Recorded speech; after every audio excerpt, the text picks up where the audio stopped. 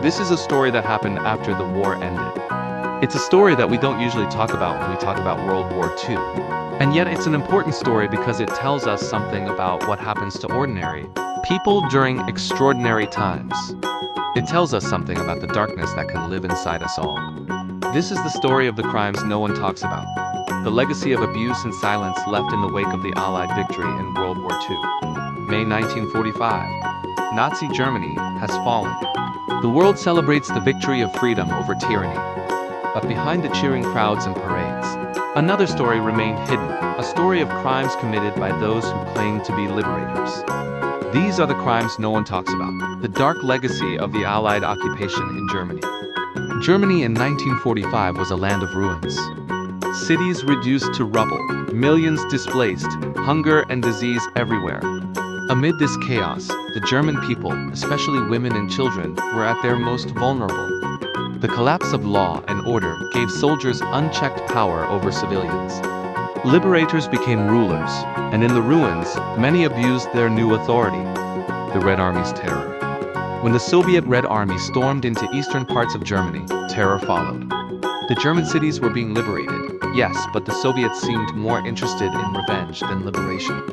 Soon reports of mass sexual violence spread quickly. Women, children, and even elderly grandmothers were not spared. In some towns, entire populations of women were assaulted repeatedly over days and weeks. They were dragged into buildings, humiliated, beaten, violated.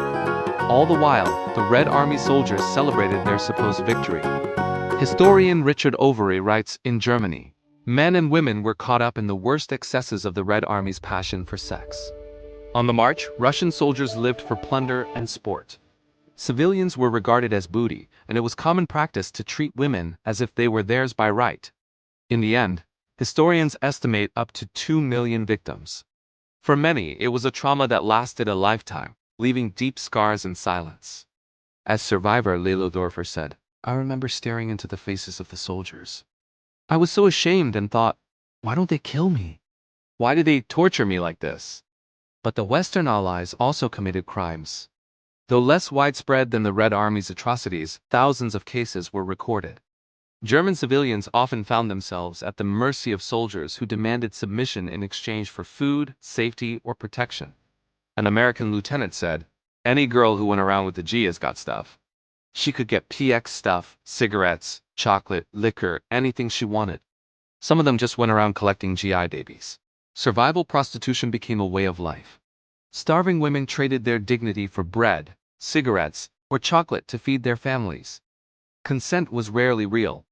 It was survival. German civilians were not helpless. Occasionally, word got around about an abusive soldier or group of soldiers, and the people would take action. We have records of mobs of women confronting American soldiers, driving them away with stones and curses. Other times, entire villages would force soldiers to leave by refusing to cooperate. But such incidents were rare. By and large, civilians were too afraid, too hungry, too desperate to stand up to their occupiers. Children of occupation. From these crimes, thousands of children were born children of occupation. Many grew up fatherless, stigmatized as symbols of shame. Society often rejected them, branding them as reminders of humiliation and defeat. Imagine growing up knowing your father is an enemy soldier. Imagine the questions, the stares, the whispers. Some were abandoned.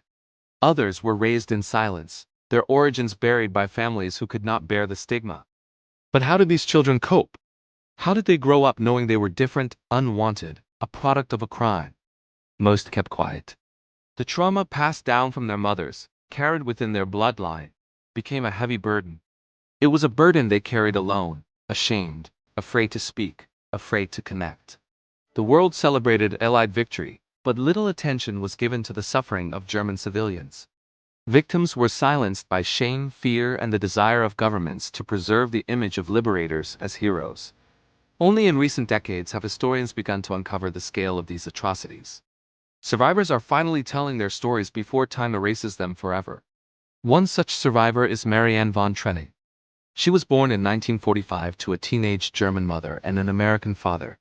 Her mother, Lieselotte, was only 17 when she met Private First Class Joseph Trenno, an African-American soldier from New York. He was part of the USA forces occupying post-war Germany. Their encounter was brief but intense. Like many other German women at the time, Liselott found herself in a desperate situation. Germany was in ruins. Food was scarce, and the future looked bleak. Joseph, on the other hand, represented a new hope, a chance for a better life. He offered Liselott food, cigarettes, and the promise of protection. In exchange, she wanted sex. For Liselott, it was a difficult decision, but ultimately, she agreed. She soon found herself pregnant. When Joseph left Germany a few months later, Liselott was left alone to deal with the consequences of their encounter. She gave birth to a baby girl and named her Marianne von Trennen. She never saw Joseph again. But his absence loomed large in her daughter's life. Marianne grew up knowing that her father was an American soldier, but she knew little else about him. Her mother was reluctant to talk about her past, perhaps ashamed or afraid. So Marianne was left to piece together her family history on her own. She spent years searching for her father, trying to understand her identity. Eventually she found him. Joseph was old and retired, living in a nursing home in New York. Marianne visited him and they formed a bond. Before he died, they shared stories and laughter, creating new memories that helped heal old wounds. Through her search, Marianne also connected with other children of the occupation, forming a community of shared experience. Together, they worked to keep the memory of their fathers alive and to ensure that their stories are told. The occupation of Germany was meant to be temporary, but it lasted longer than anyone expected. For Marianne and many others, it meant growing up under the shadow of the crime that brought them into this world. It meant facing the pain of separation, the confusion of identity, and the trauma of their parents' experiences. But it also meant learning about resilience, the strength of the human spirit, and the power of connection. The crimes no one talks about still echo through history, and they demand to be remembered. Because true justice begins with truth. It's hard to find reliable statistics on the number of children born as a result of these crimes. Many believe the numbers were deliberately underreported or falsified by authorities who wanted to minimize the extent of the sexual violence that had occurred. However, historians estimate that between 10,000 and 20,000 children were born to German mothers and foreign fathers during the occupation. These children faced numerous challenges growing up. They were often stigmatized by society, seen as a reminder of Germany's defeat and the alleged weakness of German women. Many were abandoned or given up for adoption, growing up without knowing their fathers' identities or even their own heritage. Some, however, were raised by their mothers, who despite their own trauma tried to shield their children from the harsh realities of their situation. As one survivor put it, "We were the children of a terrible crime, but we were still children. We needed love and care. It wasn't easy, but my mother did her best." This is a story that happened after the war ended. It's a story that we don't usually talk about when we talk about World War II. And yet it's an important story because it tells us something about what happens to ordinary people during extraordinary times. It tells us something about the darkness that can live inside us all. The Allied occupation brought both freedom and fear. It ended Nazi rule, but it also inflicted new suffering on those who had already endured years of war. These crimes remind us that in the chaos of war, morality collapses and even heroes can become oppressors.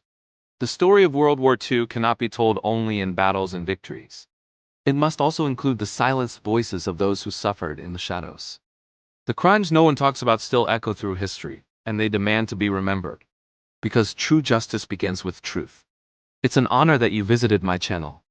If you want to know more about the crimes committed by the Allies during the occupation of Germany, here are some resources to get you started. Thank you for watching. Like, share, comment, subscribe. Till next video, enjoy your time with History Revealed channel.